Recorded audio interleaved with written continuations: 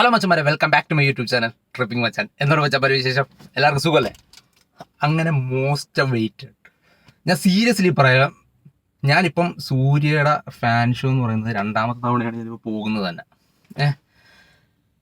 അതായത് ഫസ്റ്റ് ഞാൻ പോയത് കങ്കുവയ്ക്കാണ് പോയത്, പിന്നെ അത് കഴിഞ്ഞ് ഞാനിപ്പോൾ പോകുന്നത് റെട്രോ. പൊന്നു മോനെ, ഞാനൊരു പ്രതീക്ഷയും വെക്കാതെ ഞാൻ ഈ സിനിമയ്ക്ക് പോയത് തന്നെ.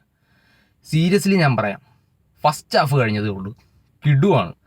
എനിക്ക് കൂടുതലൊന്നും ഇതിനെക്കുറിച്ച് ഇങ്ങനെ ഫസ്റ്റ് ഹാഫിനെ കുറിച്ച് പറയേണ്ട ഒരിതുമില്ല, പക്ഷേ എങ്കിലും പറയണമെന്ന് തോന്നിയത് കൊണ്ടാണ് ഞാൻ അത് ഇൻ്റർവെല്ലായപ്പോൾ നേരെ ഇറങ്ങി കാറിലേക്ക് കയറിയത്.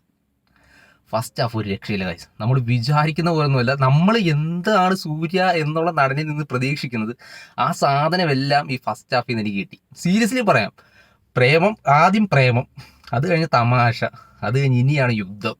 ഈ 3 കാര്യങ്ങളാണ് ഈ സിനിമയ്ക്കകത്തുള്ളത്. ഇനി എന്തായാലും ഇൻ്റർവെൽ വരെ ആയിട്ടുള്ളൂ.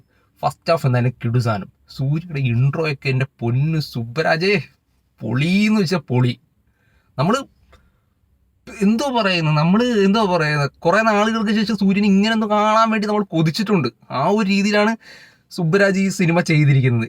ബാക്ക്ഗ്രൗണ്ട് ആണെങ്കിലും വിഷ്വൽ ആണെങ്കിലും എല്ലാം കൊണ്ട് പൊളി. ഇനി എന്തായാലും ഞാൻ ഒരുപാട് നീട്ടി ഞാൻ പറയുന്നത്, ഇനി എന്തായാലും ഇൻ്റർവ്യൂ കഴിഞ്ഞിട്ട് ബാക്കിയുള്ള കാര്യങ്ങളെല്ലാം ഞാൻ പറയാം. ഇപ്പം ഇൻ്റർവ്യൂ വരെ ആയിട്ടുള്ളൂ, ഏകദേശം ഒരു 1.5 മണിക്കൂറായി. അതിനുശേഷമാണ് ഇപ്പോൾ ഇൻ്റർവെല്ല്. അപ്പോൾ എന്തായാലും ബാക്കി കാണട്ടെ. നല്ല എക്സൈറ്റ്മെൻറ്റിലാണ്.